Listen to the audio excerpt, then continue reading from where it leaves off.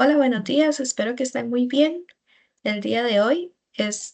Bienvenidos al webinar Principios de análisis de metabolitos en granos básicos y su aporte a la seguridad alimentaria. Para nosotros es un gusto poder tenerlos el día de hoy acá. Quería agradecerles su participación y voy a proceder a explicarles la dinámica del día de hoy. Primeramente, quiero presentarles a los expositores del día de hoy. Hoy vamos a tener a la doctora Andrea Irías Mata, que es una docente de la Universidad de Costa Rica y también es investigadora. Además, es miembro de la Comisión Institucional de Seguridad Alimentaria y Nutricional de la UCR. Y ella se enfoca mucho su investigación en lo que es temas relacionados con el contenido de metabolitos secundarios en planta y su relación con la seguridad alimentaria. Por otro lado, también tenemos a la doctora María Viñas. La doctora María Viñas también es docente e investigadora acá en la UCR y ella realiza investigación en temas relacionados con la aplicación de herramientas biotecnológicas y químicas para la caracterización del metabolismo secundario en plantas y hongos. Ella es una especialista en micotoxinas. Y por último tenemos al bachiller Sebastián Camacho.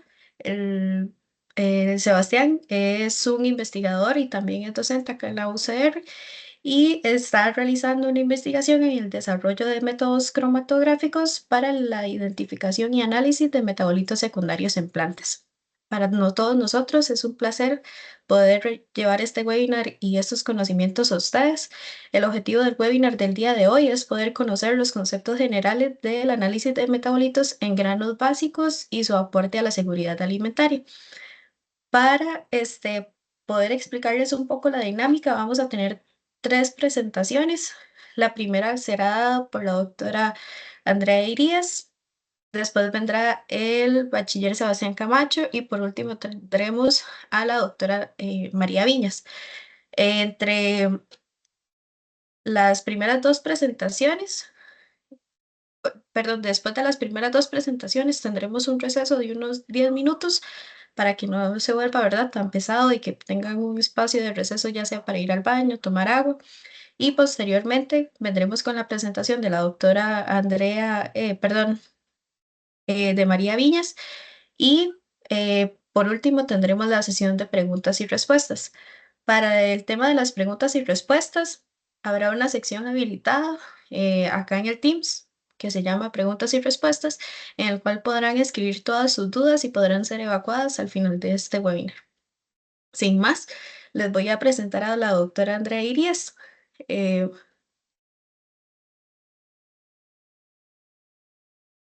Andrea, muchísimas gracias por estar el día de hoy y sin más, las dejo con el público. Muchas gracias, Laura. Voy a compartir mi presentación.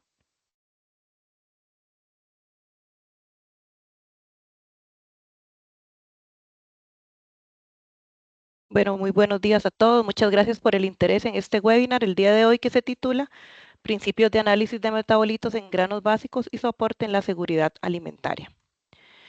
Como mencionó Laura, va a estar a cargo de mi persona y mis compañeros Sebastián y María.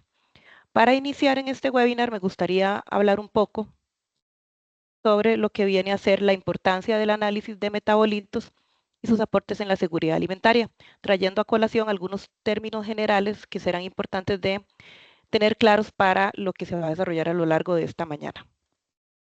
Primero que todo, saber qué es un metabolito.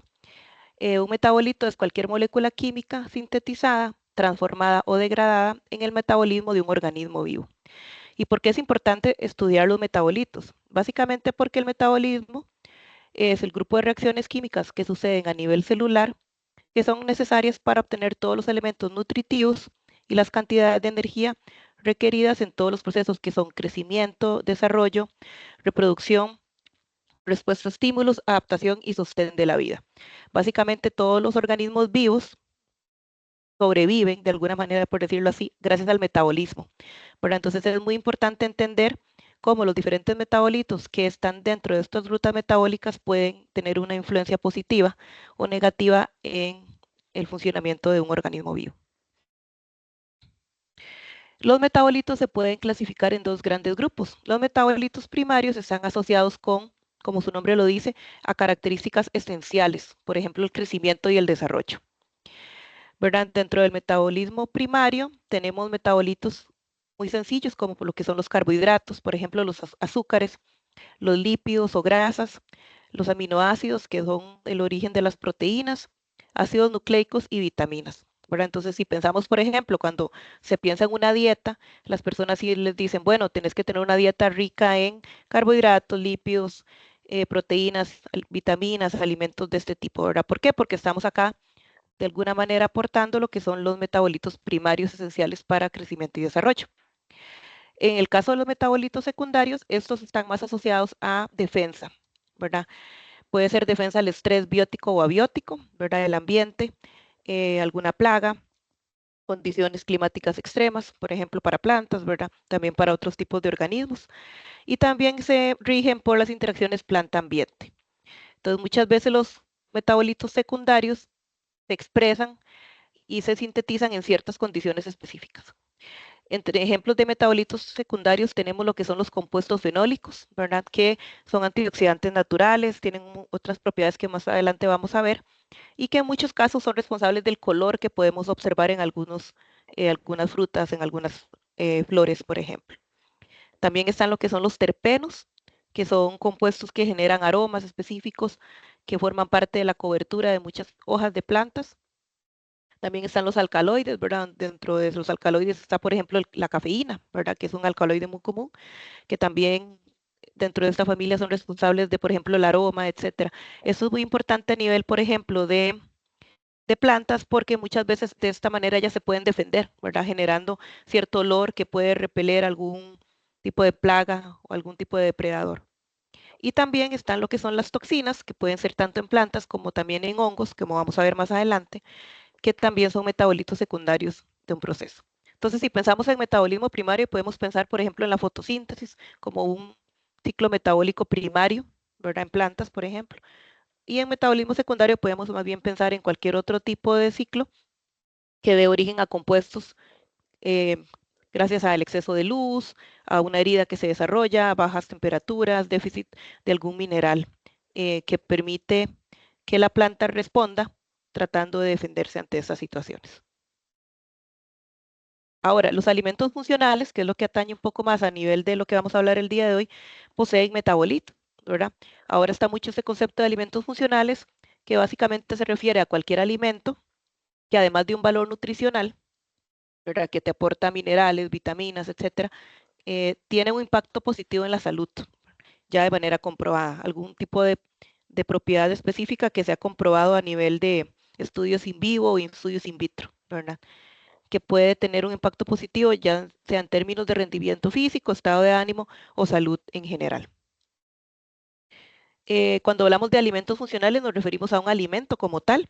Si ya nos vamos al concepto, por ejemplo, de nutracéutico, ahí estábamos pensando más en lo que es un suplemento vitamínico, por ejemplo, una cápsula, una tableta, un producto en polvo que se deriva de un alimento, pero que no es un alimento per se. Normalmente los alimentos funcionales se incorporan como parte de una dieta regular y tienen funciones reconocidas a nivel de salud. Ahora, ¿por qué se ha dado un aumento en el interés por este tipo de alimentos? Básicamente hay tres razones principales que median el interés en este tipo de alimentos.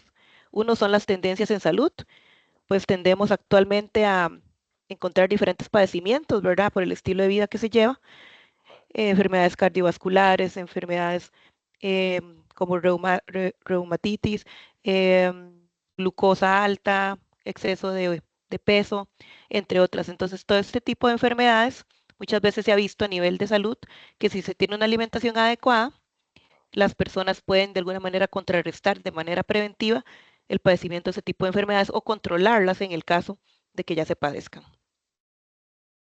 También la población actual, ¿verdad? Debido a los avances en salud, la población actual tiene una expectativa de vida mucho más alta que antes. Entonces también hay que pensar a largo plazo cómo los adultos mayores pueden llegar a alimentarse de alguna manera en la cual tenga un estilo de vida saludable.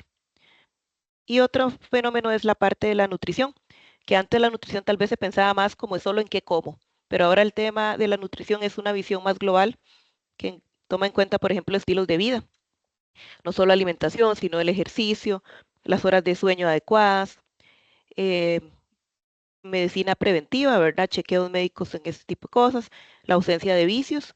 Y también hay una visión interesante de la nutrición porque se piensa que muchas veces hay mucho factor genético asociado a cómo las personas asimilan de manera adecuada sus nutrientes y por ende no todas las personas lo hacen de igual manera. En algunos países hay ideas de, por ejemplo, hacer dietas más dirigidas, considerando temas más genéticos de cada una de las personas que van a buscar su dieta. Entonces, este tipo de cosas también se están dando actualmente. Y los alimentos funcionales son importantes acá. Los alimentos funcionales contribuyen a la seguridad alimentaria y nutricional. La seguridad alimentaria y nutricional es básicamente un concepto que se puede englobar pensando en que se tiene seguridad alimentaria y nutricional cuando todas las personas, en todo momento, tienen acceso físico, social y económico a suficiente alimento que sea seguro y nutritivo para satisfacer sus necesidades alimenticias y sus preferencias culturales. Todo esto con el objeto de llevar una vida activa y sana. Entonces hay 4 pilares que rigen lo que es el concepto de seguridad alimentaria y nutricional. Y un pilar que es importante, que vamos a hablar un poco más alrededor del mismo en el día de hoy, es el pilar cuarto de la seguridad alimentaria y nutricional, que indica que cada país debe procurarle a la población calidad y valor nutricional en los alimentos que consume. De aquí es la importancia que nosotros vemos y que queremos darles el día de hoy sobre comprender un poco más qué es un compuesto funcional, qué es un alimento funcional, cómo se analizan, por qué es importante analizarlos y demás. Entonces, ¿por qué es importante analizar los metabolitos en los granos básicos y en otros alimentos funcionales? Cabe resaltar acá que nos vamos a enfocar en granos, sin embargo, muchas de las técnicas que se van a explicar se pueden utilizar en otros tipos de alimentos que también tengan metabolitos. Uno de estos motivos es el control de calidad por reglamentación. Vamos a ver que, por ejemplo, en el arroz es importante conocer el contenido de ciertas vitaminas y minerales por un tema de reglamentación y hay que desarrollar metodologías para poder hacerlo. Etiquetado nutricional, ¿verdad? Que podamos garantizarle al consumidor que lo que está en la etiqueta es correcto. También deberían haber métodos de análisis adecuados para ese tipo de información. En términos de promoción de alimentos, ¿verdad? Si se quiere promocionar un alimento que sea un superalimento, qué criterios se utiliza, analizamos qué nutrientes hay ahí, cuánto hay, ¿verdad? Ese tipo de información es importante para dar una promoción realmente adecuada de un alimento. Y también para fines de investigación, que es mucho de lo que nosotros realizamos acá, necesitamos conocer el contenido de ciertos metabolitos para mejoramiento genético, para pensar en valorizar un subproducto que tal vez ya se considera un desecho, pero podría tener un valor agregado, o evaluar el rol que tienen algunos metabolitos en la inocuidad de alimentos, como algunos ejemplos que vamos a ver al final del webinar. Sin más, con esta breve introducción le voy a dar el paso a mi compañero Sebastián, que les va a hablar acerca de algunos aspectos básicos para el análisis de metabolitos en granos.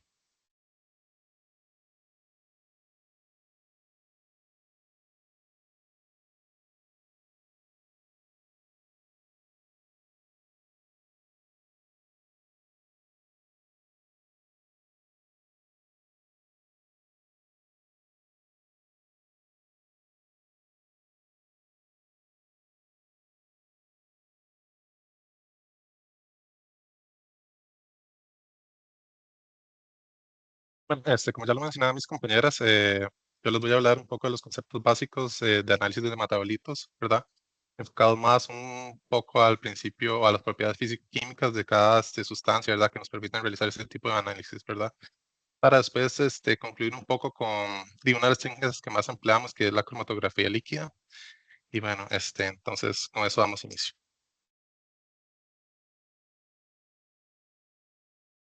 ¿Qué son las propiedades físico-químicas, verdad?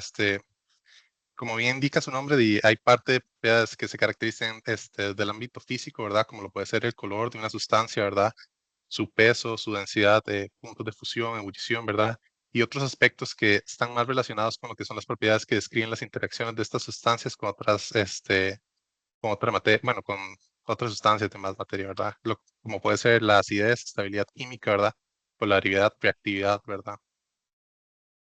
Y bueno, estas propiedades son la manera en las que nosotros percibimos la materia y cómo las caracterizamos. Entonces, por ende, tiene sentido que los instrumentos también empleen estas propiedades para caracterizar la verdad. Y puede ser algo tan sencillo como determinar la masa o el peso de 1 kilo de fruta con una romana a sistemas tan complejos como lo puede ser un equipo cromatográfico. Dentro de las propiedades físico-químicas, ¿verdad? Estas pueden caracterizarse si son intensivas o extensivas, ¿verdad? Esto va a describir si una propiedad es dependiente de la cantidad de sustancia que existe, ¿verdad? Un ejemplo de esto sería la densidad. No importa si tengo 1 o 2 kilos de un reactivo, su densidad va a mantenerse constante, igual que su punto de ebullición y de fusión. Sin embargo, otras propiedades como el color, ¿verdad? La intensidad de pueden verse afectadas por la cantidad de sustancia, ¿verdad? Y bueno, más o menos eso viene a reflejar lo que presenta esta imagen, ¿verdad? Entre más cantidad de sustancia, mayor intensidad. Y esta respuesta puedo yo cuantificarla en base a su concentración para después hacer una determinación de una cantidad incógnita que entre dentro de este rango de medición, ¿verdad? Entonces, entre los métodos más empleados tenemos métodos colorimétricos, como el método que se presenta aquí en la imagen, ¿verdad? Métodos electroquímicos, espectroscopía de masa, fluorescencia, valoraciones, gravimetrías, que usan este tipo de propiedades extensivas de las propiedades físico-químicas. Y bueno, ¿qué propiedades físico-químicas deberíamos emplear para realizar una determinación de una sustancia, verdad? Pues en pocas palabras va a depender un poco de lo que se quiera ver y de la naturaleza del analito, ¿verdad? No va a ser lo mismo determinar este color en una sustancia que su condición natural es de oscura, ¿verdad? Si estoy buscando una sustancia específica, ¿verdad? Esto viene relacionado con lo que son las presencias de interferencia o tal vez la concentración de la sustancia. No me permite realizarlo por métodos convencionales y ocupo realizarlo mediante métodos instrumentales de más alta capacidad.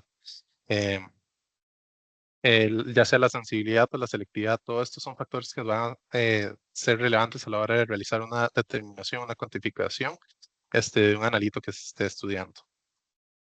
Y bueno, entre las propiedades bueno, las propiedades físico-químicas más empleadas, vamos a tener lo que es la interacción de la materia con la radiación electromagnética, ¿verdad? O comúnmente hablado como luz, ¿verdad? Tal vez muchos han tenido la experiencia de sacarse una radiografía, ¿verdad? Por medio de rayos X, o calentar su comida por medio de microondas, ¿verdad? Todo eso entra de lo que es el fenómeno electromagnético.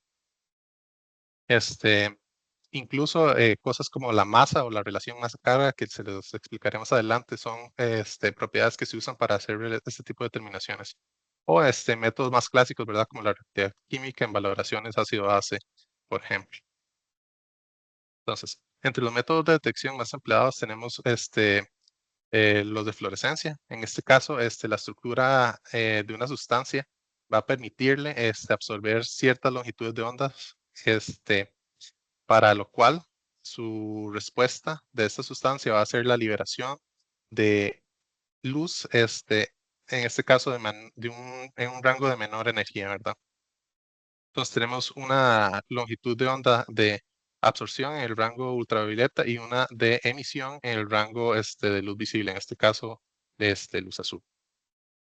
¿Y cómo vamos a usar esta propiedad para realizar una determinación? Pues en este caso, en el fenómeno de la fluorescencia, entre más moléculas tenga yo, una mayor respuesta de esta emisión de luz voy a poder observar.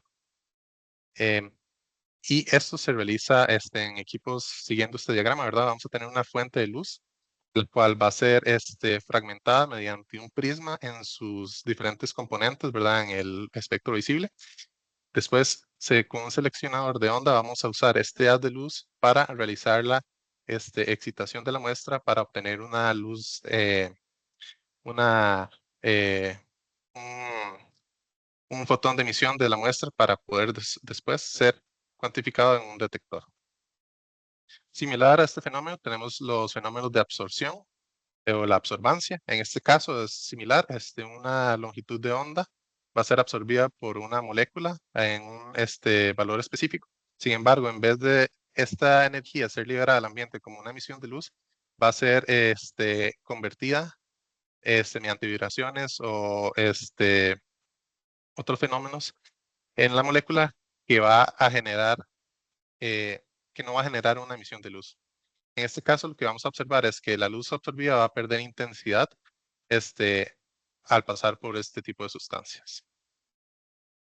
¿Y cómo vamos a emplear esto para realizar una determinación? Entonces, a manera contraria al fenómeno de fluorescencia, entre más moléculas de esta misma sustancia yo presente para realizar el análisis, menor va a ser la intensidad de luz que que salga después de la interacción con esa materia, con esta sustancia. En este caso, los sistemas o los equipos para realizar este tipo de medición suelen ser más sencillos, ¿verdad? Vamos a tener igual una luz de onda de emisión, una manera de enfocar este haz de luz, un prisma para realizar la selección de la longitud de onda a la cual la molécula de estudio va a absorber, y después un detector que va a absorber la diferencia de luz antes y después de ser absorbida por la muestra. Aparte de estos fenómenos que usan el espectro electromagnético, tenemos otros análisis que usan las propiedades de las sustancias como tal, lo que vendría siendo la masa molecular. En este caso, las moléculas van a ser forzadas a cargarse electrostáticamente, ya sea de manera positiva o negativa, y vamos a determinar mediante la relación masa-carga eh, este valor.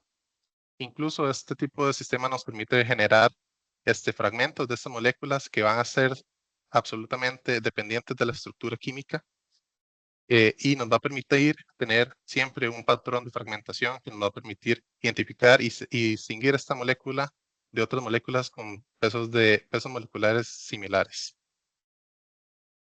Y eso sería más o menos lo que se obtiene de un espectro de masas de una molécula. Tenemos la molécula, la masa del ion precursor y las pérdidas de, de la estructura, ¿verdad? Que nos va a generar diferentes fragmentos. Lo cual, este tipo de fragmentación nos va a poder permitir determinar esta estructura con un mayor nivel de confianza. Para realizar este tipo de sistemas se ocupa una fuente de ionización, ¿verdad? En este caso tenemos aquí una fuente ESI que se va a encargar de generar mediante un circuito, un gradiente potencial con la boquilla estando de carga positivamente y una salida negativa, en donde las gotas que salen de este tipo de spray van a disminuir el radio hasta llegar a un punto crítico en donde el solvente se evapora y quedan las moléculas cargadas que entran al detector como tal. En este caso, las moléculas cargadas son manipuladas dentro del equipo a través de un sistema conocido como un cuadrupolo. Estas barras metálicas se cargan de manera positiva y negativamente, en donde mediante campos electrostáticos las moléculas van a verse influenciadas, permitiéndome separar diferentes valores de relación masa-carga de la mezcla. Incluso existen sistemas más complejos, ¿verdad? Como este sistema que es de triple cuadrupolo. En este caso, los cuadrupolos van a tener diferentes funciones, ¿verdad? El primer cuadrupolo va a ser un filtro en el cual separar las diferentes masas de la mezcla inicial. El segundo cuadrupolo va a ser una cámara de fragmentación que nos va a permitir generar esos fragmentos que se relacionan con la estructura original de esa molécula. Y después un tercer cuadrupolo que nos va a permitir hacer de detector, ¿verdad? Que nos va a permitir recolectar una señal correspondiente a ese tipo de moléculas. Incluso existen otras técnicas que que emplean otro tipo de interacciones de la luz con la materia, en este caso las vibraciones, en lo que son espectroscopía de infrarroja. En este caso, el diseño de los equipos son muy similares a los de fluorescencia y de absorbancia, donde una fuente de luz infrarroja va a ser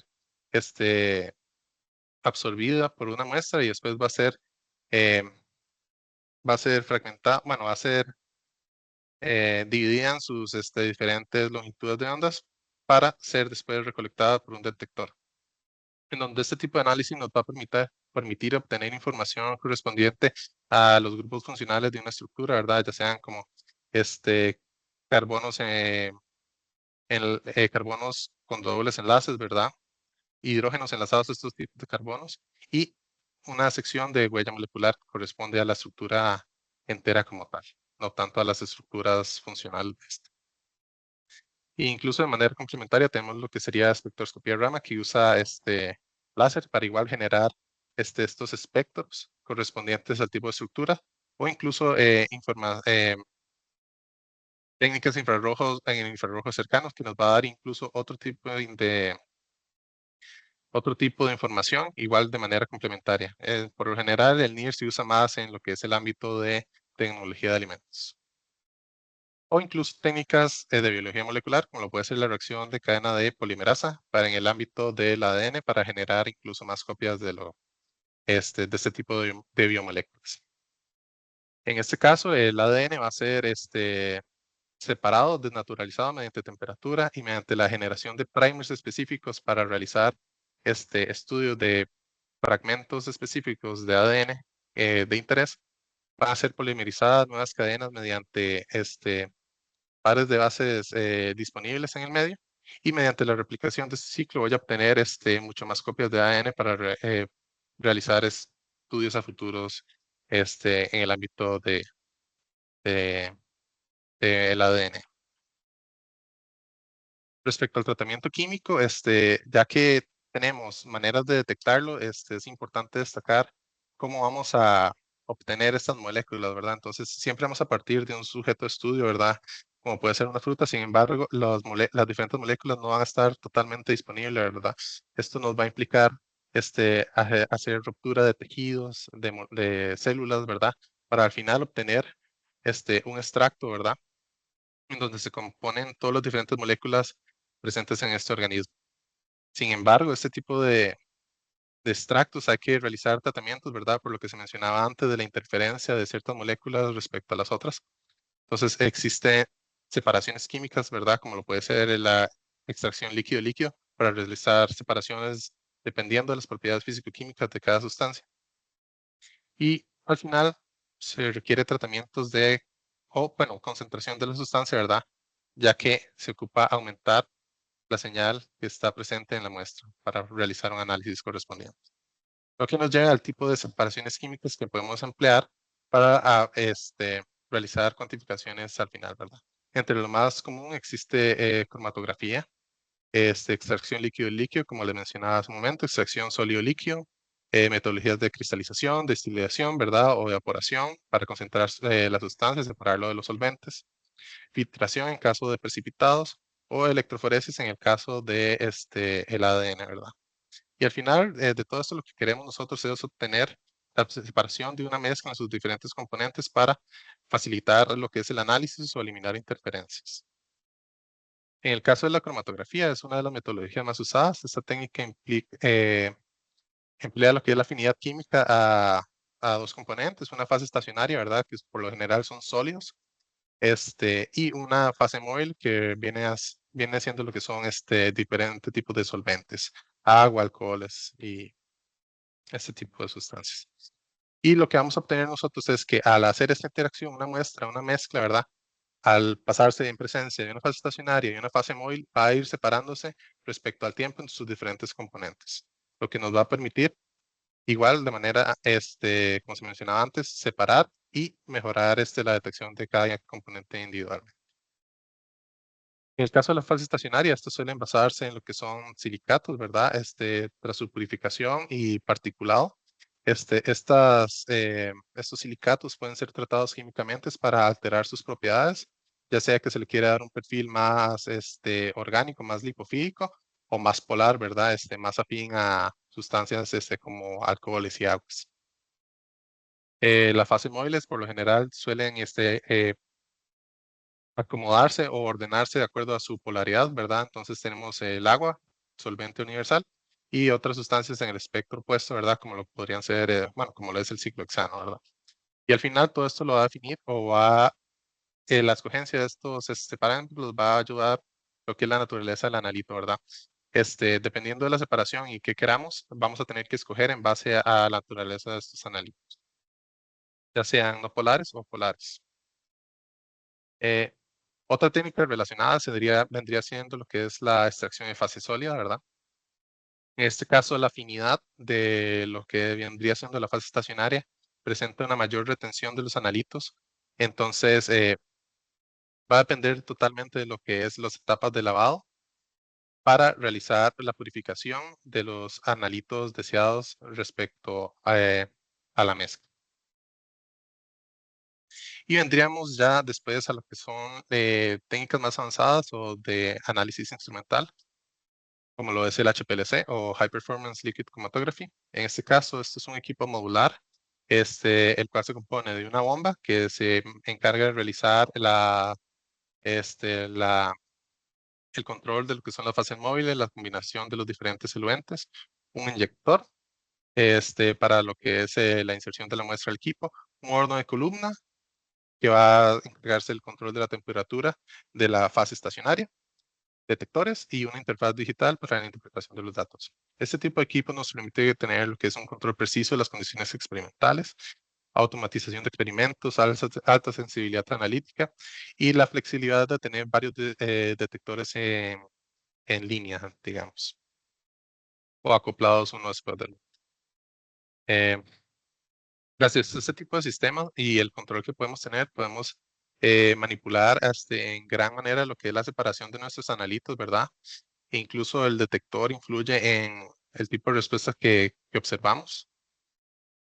Y todo esto es mediante lo que es el control de la fase estacionaria, ¿verdad? Lo que es la columna cromatográfica, la elección de solventes, ya sea que se usa una misma concentración, una misma proporción de solventes o se alteran respecto al tiempo, lo que se conocería como gradiente, el flujo que se usa, la temperatura y el método de detección, ¿verdad? Ya sea que se usan métodos espectroscópicos, ya siendo usando la fluorescencia, la absorbancia o métodos como espectroscopía de masas.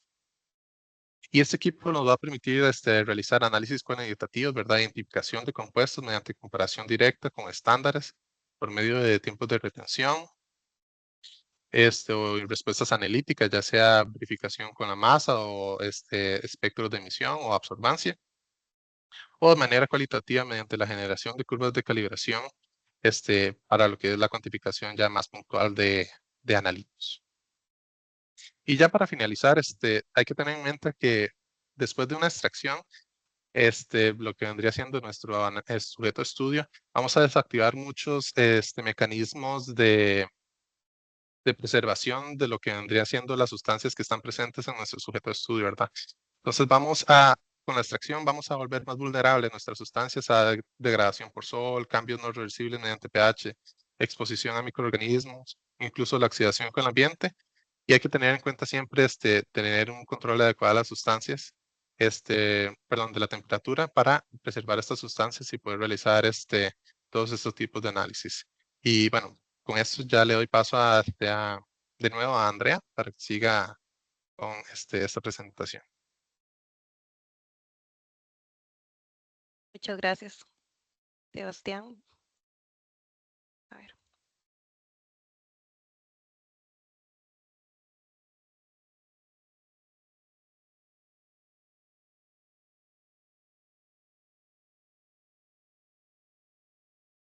Bueno, muchas gracias, Sebastián. Y bueno, después de esta información que Sebastián nos brindó acerca de las diferentes técnicas, tanto de detección como de separación y los cuidados generales para analizar metabolitos, yo les voy a hablar acá de dos ejemplos puntuales en dos granos que son el arroz y los frijoles.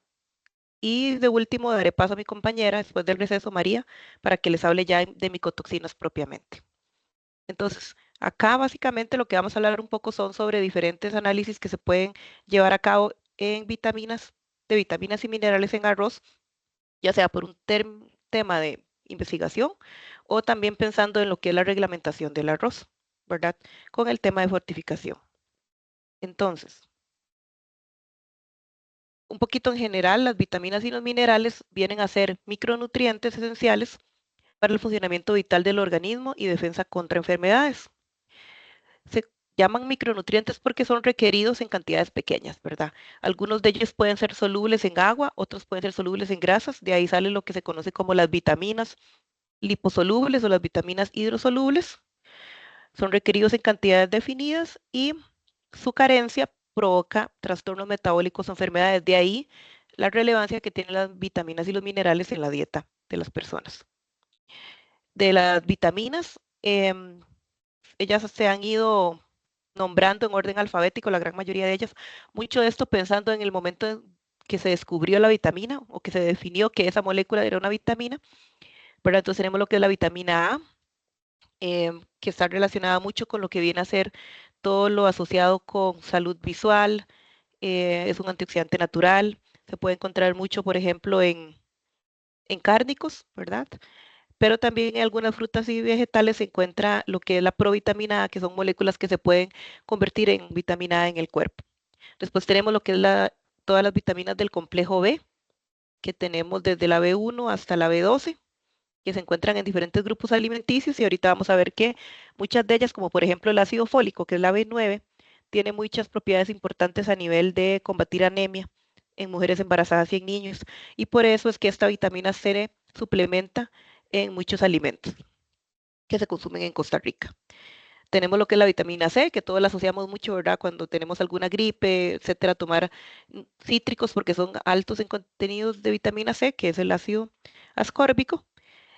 También tenemos la vitamina D, em, que se puede obtener por la dieta, pero también se activa mucho con la luz del sol, ¿verdad? De ahí la importancia de asolearse, ¿verdad? De manera controlada para activar esta vitamina.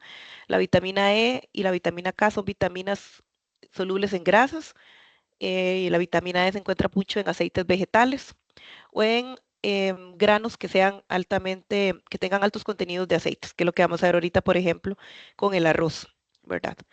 Entonces vean que aquí hay vitaminas de toda la gama, desde vitaminas solubles en agua, como lo es la vitamina C, por ejemplo, la vitamina B, todo el complejo B, o solubles en grasas, como lo que viene a ser la vitamina A o la vitamina E.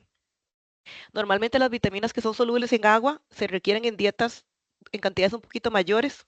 ¿Por qué? Porque nosotros somos básicamente agua, entonces al consumir los alimentos, esas vitaminas se lavan más rápido, se excretan en la orina más rápido y por lo tanto su retención en el nivel del cuerpo no es tanta como lo que se puede retener una vitamina más liposoluble, como la vitamina E o la vitamina A, que se acumula en los tejidos adiposos del organismo. Y después tenemos lo que son las diferentes minerales, ¿verdad? Que hay una gran variedad dependiendo del alimento. Tenemos desde el hierro, ¿verdad? Que es importante para la anemia, el magnesio también, potasio, yodo, ¿verdad? Vean que el yodo también combate ciertas enfermedades y por eso, por ejemplo, hay alimentos como la sal que están fortificados con yodo. Tenemos fósforo, selenio, zinc, entre otros alimentos, entre otros minerales presentes en los alimentos. Ahora, los nutrientes en el arroz se pueden deber a dos o pueden encontrarse de dos maneras. Pueden ser em, de contenido intrínseco, ¿eso qué significa? Que están presentes per se en el alimento, ¿verdad? Entonces, por ejemplo, en el grano de arroz, antes de hacer el procesamiento, que ahorita vamos a ver cómo se hace, se encuentran altos contenidos de lo que es vitamina E, magnesio, potasio, nitrógeno y fósforo. Y también muchas veces se añaden nutrientes por fortificación, es decir, de manera externa se le agrega al grano ciertos grupos de vitaminas y minerales que se han definido que son importantes para la salud pública. Entonces, ¿qué significa? Que estos alimentos, que estas vitaminas y minerales que se añaden no necesariamente forman parte del arroz de manera natural, sino que se añaden porque el arroz es un alimento que se consume mucho y es un buen vehículo para poder llevar estos nutrientes a la dieta de las personas, ¿verdad? Lo que viene a ser el caso de las vitaminas del complejo B, como el ácido fólico, la tiamina, niacina y cobalamina, la vitamina E también, ¿verdad? Vamos a ver ahorita que a pesar de que el arroz tiene vitamina E, en el procesamiento se pierde mucho de la misma y por eso se tiene que reañadir en el proceso de fortificación. Y el selenio y zinc, que también son minerales que se consideran muy importantes para combatir anemia y otros tipos de enfermedades y por ende se han agregado en el arroz. Ahora, básicamente el proceso de fortificación del arroz lo vamos a explicar acá un poquito, tomando como base el inicio, ¿verdad? Que es básicamente el arroz en granza o arroz con cáscara, que es básicamente el que se ve en la imagen de acá. Este arroz se tiene que pasar por ciertos procesos de separación de fracciones para llegar a tener el arroz blanco que nosotros consumimos en nuestros hogares. Entonces, una primera etapa es el descascarado, donde vamos a quitar la granza, y nos va a quedar el arroz con una cobertura café que viene a ser el arroz integral, ¿verdad? Este arroz tiene la cobertura café, ¿verdad? Que es donde vamos a ver ahorita que gran parte de los nutrientes del arroz intrínsecos están contenidos en esta fracción. Sin embargo, a pesar de que se vende arroz integral en los supermercados, el consumidor costarricense en general no es muy fan del arroz integral, ¿verdad? Por diferentes factores, que el sabor no les gusta tanto o que la facilidad de cocción del grano es diferente. Y por ende hay un proceso que es el proceso de pulido, que es donde se hace con básicamente pulir el grano para eliminar esa cobertura integral y lo que obtenemos es en esa imagen que es como un polvito café, que es lo que se conoce como semolina o salvado de arroz, ¿verdad? Una vez que se hace eso, lo que nos va a quedar es el arroz pilado o arroz blanco, ¿verdad? Sin embargo, en este procesamiento, todo este proceso de molienda que se le va haciendo al grano, parte del arroz se quiebra, ¿verdad? Entonces vamos a tener granos completos o grano entero y arroz quebrado. De ahí es donde salen las diferentes categorías de 99%, 70, 80 de grano entero, ¿verdad? Que son calidades del proceso, ¿verdad? Ese arroz pilado se le tiene que hacer el proceso de adición de las vitaminas y minerales fortificados con base en la reglamentación y hay dos maneras de que eso se puede hacer. Una opción es utilizando una cobertura con una goma donde están disueltas las vitaminas y minerales y estos se adhieren al grano, ¿verdad? Esta tecnología se conoce como proceso de recubrimiento o grano recubierto, que es el que podemos ver acá, ¿verdad? Que se ve el grano blanco, sin embargo se ve como que tiene un polvito encima que es de la mezcla de los fortificados que está sobre el grano completo. Y también hay otra tecnología que utiliza los granos quebrados, ¿verdad? Del procesamiento, hace una especie de harina de arroz y después genera un proceso que se conoce como un arroz extruido. El arroz extruido básicamente es utilizar la harina, agregar los minerales y a generar como por medio de un proceso de calentamiento un tipo de espagueti de arroz que vos puedes ir cortando en pedazos y lo que tendrás es un grano símil o grano extruido porque es un grano que proviene del arroz y se parece a él, pero no es el grano original, ¿verdad? Entonces vean que ahí los granitos se ven muy similares al original, simple y sencillamente son granos formulados con el proceso de extrusión. Ambas tecnologías se utilizan en el país y la idea es que con la cantidad de granos de este tipo que se agregan a la bolsa comercial tengamos la cantidad de nutrientes que se requieren por reglamentación en el arroz. Algo importante acá mencionarles es que en un kilo de arroz se tiene aproximadamente 5 gramos de granos de este tipo, ya sea recubierto o símil. Ahora, dejando un poco de lado la parte teórica, vamos a ver dos ejemplos. Primero les voy a hablar sobre el contenido de vitamina E en arroz y después un poco sobre los análisis que se han hecho en el arroz fortificado para buscar justamente esas vitaminas añadidas en el proceso de fortificación. Entonces, utilizando un poco lo que habló Sebastián, para lo que es la vitamina E, que vamos a ver ahorita que la vitamina E es un grupo de 8 moléculas químicas diferentes que en conjunto forman la familia de lo que es la vitamina E, se utiliza la detección por fluorescencia por las propiedades que tienen estas moléculas de absorber y emitir la luz en el espectro electromagnético. Entonces, básicamente, lo que tenemos son estructuras químicas como las que se ven en esta imagen, donde tenemos estas estructuras de anillos aromáticos y cadenas insaturadas, que son las que permiten que se lleve a cabo el fenómeno de absorción de luz que Sebastián mencionó previamente. Pero entonces, vean que tenemos 4 tipos de tocoferoles, alfa, beta, gamma y delta tocoferol, y también tenemos 4 tipos de tocotrienoles, alfa, beta, gamma y delta tocotrienol. Entonces, al tener 8 moléculas, lo que nosotros hacemos siempre que desarrollamos un método cromatográfico es primero hacer un análisis utilizando patrones o sustancias puras, que son sustancias comerciales que se venden de estos compuestos, que nos ayudan a definir por el método de cromatografía en qué posición aparece cada una de estas moléculas y la intensidad de la misma. Entonces, la intensidad nos da información de cantidad, ¿verdad? Viene a ser el área de la señal, y la posición nos indica qué es, ¿verdad? Así como otras propiedades que podemos ver como propiedades ópticas o propiedades de masa en el caso de la espectrometría de masa. Entonces acá lo que nosotros hacemos siempre es un tipo de comparación. Entonces en la imagen que se acaba de proyectar ustedes pueden ver, por ejemplo, un cromatograma. Un cromatograma es una señal que emite el equipo cromatográfico con el detector que tenga, que lo que nos indica es en el eje Y la intensidad de la señal y en el eje X el tiempo de aparición o tiempo de retención. Entonces vean que abajo nosotros podemos ver que al tener 8 compuestos, lo que está en negro es cuando nosotros hicimos un análisis de las 8 sustancias comerciales para poder identificar en qué momento aparecía cada una de esas moléculas de interés. Los 4 tocoferoles o los 4 tocotrienoles, ¿verdad? Y en la parte de arriba, la imagen en azul es una muestra real de arroz. En este caso es una variedad índica Palmar 18, que es una variedad que se produce en el país de arroz. Y aquí básicamente lo que nosotros queríamos era comparar. Entonces vean que por comparación uno puede ver qué hay, ¿verdad? Entonces ahí podemos ver que de los 8 picos en negro, nosotros encontramos 7 picos azules, que significa que hay algunas moléculas que no están en el arroz o la cantidad es muy bajita y no la pudimos ver en esta muestra en particular. Entonces esa es la primera información que nosotros podemos obtener de un perfil de HPLC, la identificación, ver qué tenemos ahí, ¿verdad? Es interesante acá mencionarles que, por ejemplo, a nivel nutricional, el alfa-tocoferol, que es la última señal que aparece en los cromatogramas, es la que tiene más propiedades comprobadas a nivel de vitamina. ¿Por qué? Porque se ha visto que la carencia del alfa-tocoferol sí genera problemas de salud. Sin embargo, vean que en el arroz también hay otras moléculas, ¿verdad?, de la misma familia.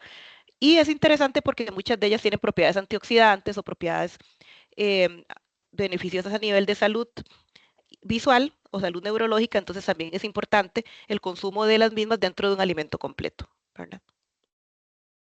Acá lo que les quería mostrar era que nosotros hicimos un estudio de comparar para estos 7 moléculas que salían en el arroz, así comparado con el contenido total, quisimos ver cuánto se acumulaba en el arroz pilado, en el arroz blanco, versus lo que estaba presente en la semolina o en el salvado de arroz.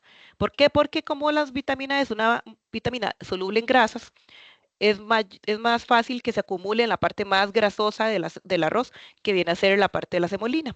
Entonces acá lo que ustedes pueden ver, ¿verdad? En esta gráfica compuesta, en el eje Y hay concentración, en el eje X está rice bran, que es semolina de arroz, o arroz pilado, que es white rice. Y ahí lo que ustedes pueden ver que hay diferencias en los contenidos, donde de manera global se ve que se acumula más contenido de cada uno de los isómeros de la vitamina E cuando tenemos en la semolina versus el arroz blanco. Y en este cuadro de acá les quería mostrar ya de manera más tangible un porcentaje de pérdida. Nosotros vimos que, por ejemplo, con el proceso de pulido, se puede perder de gamma tocotrienol, que es el isómero mayoritario, se pierde un 71% y ahí se van perdiendo diferentes porcentajes. Vean que el alfa tocoferol pierde un 74% y si hacemos una sumatoria global de pérdida, en general tenemos en promedio una pérdida de 66% de, de la vitamina E en el proceso de pulido. De ahí que cuando se haga el proceso de fortificación se reañada, ¿verdad? Porque gran parte de esto se está perdiendo en el procesamiento. Otro metabolito interesante, ¿verdad? Son los minerales. Los minerales también se pueden hacer análisis utilizando técnicas técnicas de separación, pero utilizando otros tipos de técnicas de identificación, ¿verdad? Que toman más en cuenta lo que viene a ser la propiedad de la molécula completa. Vean que en este caso estamos ya trabajando a niveles de átomos, ¿verdad? De magnesio, de sodio, de zinc, ¿verdad? Que no ahondamos mucho en esa técnica, pero en otros cursos podemos hablar más al respecto. En este caso, lo que ustedes pueden ver acá es que de un grupo de minerales que se decidieron analizar, de igual manera comparamos semolina con arroz blanco. Ahí ustedes pueden ver cómo hay pérdidas importantes en el contenido de los minerales.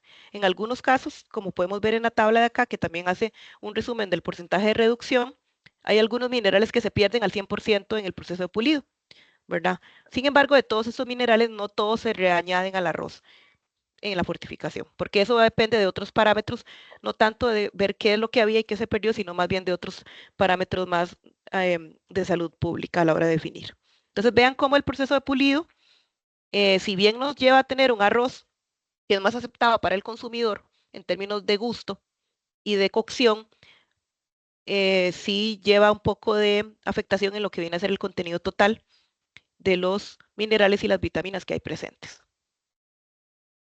Ahora, Así como analizamos vitaminas E y minerales, también hemos hecho protocolos para poder analizar las vitaminas del complejo B que se añaden al arroz como un proceso de enriquecimiento por reglamentación. En este caso, nosotros trabajamos igual con una técnica de cromatografía líquida, pero utilizando un detector diferente, que fue el que Sebastián mencionó antes de ultravioleta visible, que más bien ese utiliza como respuesta la diferencia entre la luz que absorbe y la que emite en una misma longitud de onda, como la atenuación de esa señal por la absorción que tiene la molécula de esta luz. Entonces acá podemos ver un ejemplo de cómo se vería un cromatograma con sustancias patrón de vuelta, otra vez estándares de calibración, para poder nosotros ver en qué momento aparecen las diferentes moléculas. Vean que acá nosotros utilizamos 4 moléculas que son de las 4 vitaminas del complejo B, ácido nicotínico, o que es parte de lo que viene a ser la niacina o la vitamina B3, la tiamina, que es la número 2, el ácido fólico, que es muy importante, está en posición número 3, cianocobalamina en posición 4, que es la vitamina B12, y un estándar interno de cafeína como control de calidad a la hora de hacer nuestro análisis. Si comparamos esto con el que les voy a mostrar en este momento, nosotros ahí podemos ver cómo ya en una muestra comercial de arroz enriquecido pudimos identificar las moléculas de interés, sin embargo, ya la cantidad, la altura de esa señal va a variar. ¿Por qué? Porque en esta primera parte donde ponemos un patrón de calibración, nosotros definimos qué cantidad le queremos agregar. En la otra es lo que aparezca en la muestra. Entonces, dependiendo de la cantidad que esté presente y de la intensidad de la señal, las alturas van a variar. ¿Verdad? Entonces ahí podemos ver cómo, por ejemplo, en el arroz se concentra mucha cantidad de ácido nicotínico, que es la niacina, porque es el que más se añade en el arroz fortificado y en los otros tenemos señales más bajas, ¿verdad? Inclusive para lo que es la cianocobalamina la señal es bastante baja porque es la que se añade en menos cantidad en el arroz. Entonces, la altura de la señal nos da indicios de cantidad, ¿verdad? Que podemos utilizar para la cuantificación posterior. Y acá nosotros hicimos un estudio donde tratamos de analizar por 2 métodos de fortificación, ya sea por el de recubierto, ¿verdad? El de la cera, o el de extrusión, las cantidades en diferentes lotes que teníamos de las 4 vitaminas de interés, la tiamina, niacina, ácido fólico y la cianocobalamina. Entonces vean que ese tipo de información la podemos generar utilizando una técnica como las que se explicaron previamente, donde nosotros podemos inclusive graficar y tratar de ver con base a el reglamento cómo están nuestros lotes, ¿verdad? Si están cerca del límite superior del reglamento, si más bien están muy abajo, si están más arriba, ¿verdad? Y así podemos hacer tanto un control de calidad del producto como de nuestro método de análisis para determinar si hay que hacer alguna mejora en el mismo, ¿verdad? Entonces, eso es un proyecto en desarrollo que tenemos ahorita, donde estamos trabajando justamente en ver cómo nuestro método es idóneo para poder cuantificar esas vitaminas en el arroz comercial, ¿verdad? Como pueden ver aquí en la gráfica, donde tenemos diferentes lotes de diferentes materiales y las líneas punteadas lo que nos indican es lo que el reglamento indica y qué tan arriba o tan abajo estamos de ese reglamento. Y por último, les voy a hablar un poquito sobre los otros tipos de metabolito antes de ir al receso, que en este caso dejamos un poquito de lado lo que es el arroz como centro de interés, el grano de interés, y aquí vamos a hablar más bien de frijol y lo vamos a comparar con otros granos como el maíz y el arroz. En este caso vamos a hablar sobre el análisis de polifenoles. Los polifenoles o los compuestos fenólicos, como vimos al inicio del webinar, son compuestos secundarios que se producen mayoritariamente en plantas y las plantas los producen como mecanismo de defensa. ¿Verdad? Entonces eso es interesante a la hora de entender las funciones a nivel de salud que pueden tener los polifenoles para nosotros.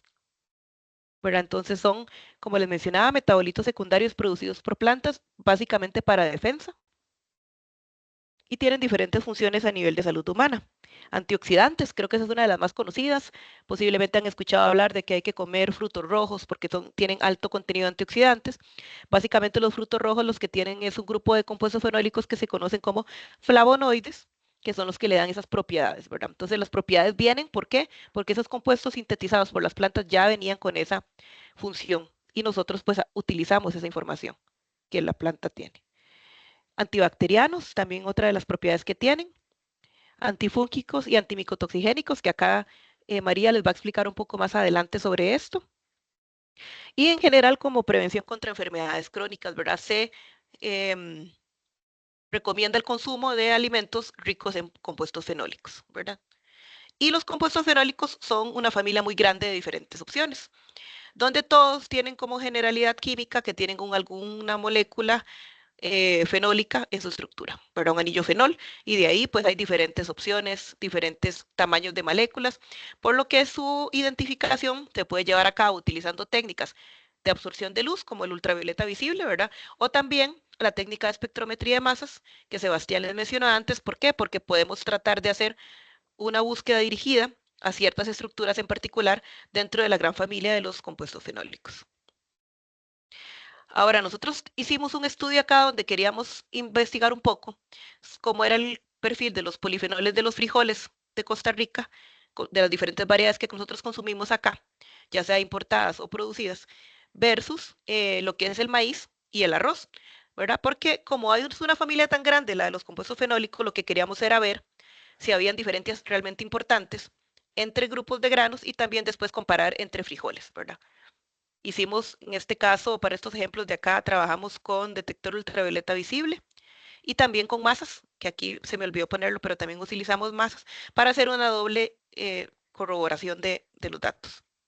Y acá lo que ustedes pueden ver es un análisis de componentes principales, donde nosotros podemos ver cómo se agrupan en diferentes círculos lo que viene a ser los compuestos fenólicos que están mayoritariamente representados en los frijoles versus los que están representados mayoritariamente en maíz y en arroz. Entonces vean que a mano derecha del gráfico ustedes lo que pueden ver son los que están en la línea, en el círculo como más rojo, son todos los compuestos fenólicos que se acumulan más en mayor cantidad o únicamente están presentes en frijoles, sin importar qué tipo de frijol era, si era frijol rojo, frijol negro, frijol mantequilla o otro tipo de frijol, versus lo que veíamos en maíz y versus lo que veíamos en arroz. Entonces aquí nosotros podemos ver que entre grupos de granos sí hay diferencias interesantes en lo que son el perfil de polifenoles que se pueden encontrar. Y acá pudimos ver, por ejemplo, un poquito más en detalle lo que vimos anteriormente, donde hay ciertos polifenoles que están presentes en frijoles que no se encuentran ni en maíz ni en arroz. Toda esta información es parte de un proyecto grande que estamos trabajando, donde estamos tratando de evaluar el perfil de los polifenoles de los frijoles, pensando en sus propiedades antifúngicas y antimicotoxigénicas. Entonces, lo primero que ocupábamos ver era un método que nos permitiera ver los polifenoles. Y acá ustedes pueden ver cómo entre granos de arroz, de frijol, perdón, se encuentra el mismo polifenol, tal vez en cantidades variables, pero estos polifenoles 5 que están acá no se encontraron ni en maíz ni en arroz. Ok. Y ya para ir concluyendo, una vez que nosotros hicimos esta indagación preliminar, quisimos ya comparar entre variedades de frijol para ver si entre variedades de frijol de Costa Rica teníamos diferencias en los polifenoles que encontrábamos o si era más una diferencia en cuanto a concentraciones de cada uno de esos polifenoles. Entonces acá ustedes pueden ver que trabajamos con diferentes variedades de frijol que se cultivan acá en el país, tanto rojos como negros. Y vean que lo que tenemos son diferencias en las alturas de las barras, ¿verdad? Básicamente esa gráfica donde se grafican el eje Y concentración versus variedad de frijol, lo que vemos es cómo siempre encontramos los mismos polifenoles, pero algunos en mayor cantidad que otros, ¿verdad? Siempre con el perfil similar y con una tendencia similar, ¿verdad? En el cual acá lo que vemos es que el ácido gálico, que es la barra más alta en todos los casos, es el polifenol que más se presentaba en este set de muestras. Y acá también analizamos, en este caso son más que todo ácidos fenólicos, y acá lo que tenemos son más flavonoides, ¿verdad? Representados. Y acá lo que podemos ver es igual, ¿verdad? Que hay diferencias en el perfil en cuanto a concentración, más casi que la cantidad de polifenoles que encontramos en todas las variedades era muy similar, con unas cuantas excepciones, ¿verdad? Aquí podemos ver cómo en la barra, en el eje Y, el frijol surú tenía un contenido de polifenoles muy bajo, comparado, por ejemplo, con el frijol guaymí o cabécar, que tienen un contenido mayor y mayor diversidad de polifenoles. Y acá igual encontramos que lo que viene a ser, por ejemplo, la isoquercetina, que es un flavonoide muy interesante, tiene cantidades bastante altas representadas en todos los diferentes tipos de frijoles que analizamos acá. Entonces, ¿cuál es la idea con esto? Que tengamos herramientas que nos permitan no solo analizar los polifenoles, sino empezar a generar conclusiones, ¿verdad? Generar información nueva de granos de nuestro país que ahorita no hay información disponible para lo que viene a ser promoción del cultivo o inclusive para fines más de investigación, que es también parte de lo que nos importa a nosotros acá. Y sin más, yo concluiría con esta primera etapa. Ahora lo que vamos a hacer es hacer un breve receso y a la vuelta mi compañera María les va a hablar sobre lo que viene a ser ya el análisis de micotoxinas en granos para concluir con el webinar y abrir la sesión de preguntas. Doy la palabra a Laura. Muchísimas gracias, André. Nada más para confirmarle a los participantes, entonces volvemos a las 10:10. Muchas gracias.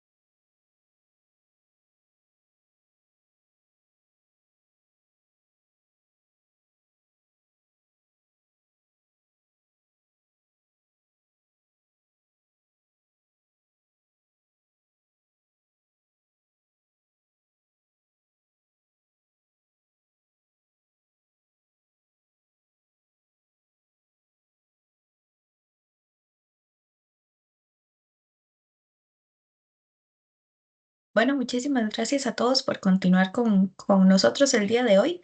A continuación le voy a dar paso a la doctora María Viñas, que nos va a exponer la siguiente parte del webinar. Muchas gracias, Laura. Buenos días. Yo les voy a hablar sobre el micotoxinas y su análisis en granos. Mi nombre es María Viñas y bueno, ahí tienen mi correo electrónico por si tienen alguna consulta adicional. Antes de entrar en el tema de análisis, vamos a hablar un poquito qué son las micotoxinas. Em, las micotoxinas son metabolitos secundarios producidos por hongos. Andrea les habló un poquito al inicio de este tipo de metabolitos.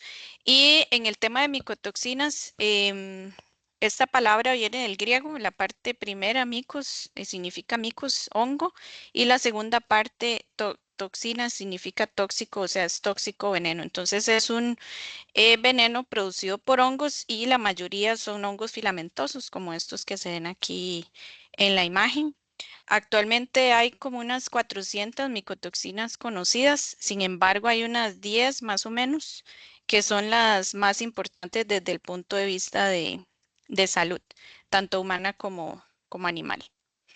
Entonces, bueno, como les decía, son compuestos tóxicos producidos por ciertos hongos y las podemos encontrar en los alimentos, sobre todo en los granos, y ahora vamos a ver un poquito por qué. Y se pueden dar desde el campo cuando tenemos los alimentos en el campo hasta cuando los almacenamos durante la post cosecha, ya sean granos, frutas, etcétera. Y tienen efectos tóxicos tanto en humanos como animales.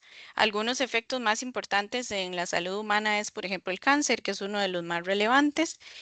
Sin embargo, también producen otras enfermedades como supresión del sistema inmune, algunas son nefrotóxicas, hepatotóxicas, otras tienen actividad estrogénica y hay muchas otras enfermedades relacionadas con las micotoxinas. La información generada en publicaciones científicas a nivel mundial, la mayoría se centra en cereales o en subproductos a base de cereales, por ejemplo, las harinas, etcétera. Y estos son granos, ¿verdad? Lo que nosotros conocemos en español como granos. Vean que el 80% de la información generada a nivel internacional es en granos y esto es porque los granos los almacenamos normalmente por largos periodos de tiempo y esto hace que durante ese almacenamiento puedan ocurrir cosas que afecten ese grano. Entonces pueden haber entradas de agua, por ejemplo, a los silos donde se almacenan los granos, pueden haber insectos, pueden llegar hongos, esporas de hongos y puede contaminarse el producto, en este caso con micotoxinas. También en semillas de oleaginosas hay cierta cantidad de información generada. También en la leche y sus derivados, ahorita vamos a ver un poquito por qué. En los frutos secos, también en hierbas y spices y también en frutas y en vegetales, un poquito también de información generada a nivel internacional, pero como ven la mayoría es en granos. Las principales micotoxinas que podemos encontrar en granos son estas que les muestro aquí. Son 5. En el caso de las fumonicinas, estas se encuentran sobre todo en maíz y por tanto las podemos encontrar también en los productos que obtenemos a partir del maíz, por ejemplo, las tortillas, los chips, etc. En el caso de las aflatoxinas y el deoxinivalenol, los encontramos en granos, en los mismos granos más o menos similares. Por ejemplo, el trigo, en la avena, en la cebada, también lo podemos encontrar en el maíz y por tanto en los productos que obtenemos a partir de estos granos. Por ejemplo, la harina, tanto de maíz como de trigo, la cerveza, el pan, etcétera. En el caso de la cearalenona, también la podemos encontrar en arroz y en soya, aparte de estos otros granos que vimos anteriormente. Y en el caso de las ocratoxinas, principalmente la encontramos en café o en cacao. Y por tanto en los productos derivados de estos dos granos, que serían el chocolate y el café. Entonces, ¿cómo llegan las micotoxinas a nosotros o a los animales? Bueno, tenemos granos que están contaminados, ¿verdad? Que por algún manejo, mal manejo en campo, mal manejo durante el almacenamiento, se contaminaron con micotoxinas y ya sea que nosotros consumamos ese alimento directamente, ya sea el grano como tal o los subproductos, entonces llegamos a consumir esas micotoxinas directamente. O también puede suceder que alimentemos los animales con granos contaminados y después, si el animal sobrevive, si la concentración no es muy alta, estas micotoxinas se pueden acumular en el animal. La molécula química que vimos anteriormente o las moléculas químicas pueden sufrir ciertos cambios en los animales, pero se pueden acumular en la leche, se pueden acumular en la carne, en el caso de los pollos se pueden acumular en los huevos y eso es lo que después nosotros consumimos y de esa forma también podemos tener acceso a las micotoxinas. Para obtener granos inocuos en el tema de micotoxinas, lo más importante es la prevención, que es desde el campo hasta la post cosecha, pero sobre todo para eso se requieren regulaciones apropiadas y hay regulaciones en casi todos los países a nivel internacional, incluso a nivel nacional, ahora las vamos a ver, para el tema de micotoxinas. Por ejemplo, a nivel internacional, en la Unión Europea y en Estados Unidos, aquí a la izquierda tenemos alguna regulación de la Unión Europea y a la derecha en Estados Unidos. En el tema de aflatoxinas, que fue una de las que les mostré anteriormente, el máximo permitido en todos los cereales para consumo directo humano es de 4 ppb o microgramos por kilogramo, mientras que en Estados Unidos para todos los productos excepto la leche es de 20 microgramos por kilogramo. En el caso del deoxinivalenol, por ejemplo, en harina de diferentes cereales, en harina de maíz, en maíz o en pasta seca es de 750 microgramos por kilogramo y en Estados Unidos es de 1000 para productos a base de trigo terminados para consumo directo humano. En el caso de fumonicidina, la mayoría de regulación es solo para maíz y en el caso de la Unión Europea para consumo directo de humanos es de 1000 microgramos por kilogramo, mientras que en Estados Unidos es de 2000. Y luego hay regulación para otras micotoxinas en la Unión Europea, donde más hay regulaciones. Vean que, por ejemplo, para ocratoxina y seralenora no hay regulación en Estados Unidos. Y en el caso a nivel nacional, nosotros tenemos dos reglamentos. Uno es el reglamento 27.980, aquí a la izquierda, que fija el nivel máximo de aflatoxinas en el maíz, el arroz, el frijol y otros cereales, oleaginosas y leguminosas. Y lo que indica este reglamento es que estos granos no pueden contener más de 20 microgramos por kilogramo de aflatoxinas. Nada más tomar en cuenta aquí, esto es un pantallazo del Sistema Jurídico Nacional, que la palabra aflatoxina está mal escrita, dice aflotoxina, entonces si la buscan no la van a encontrar. Luego a la derecha abajo está el reglamento 27.969.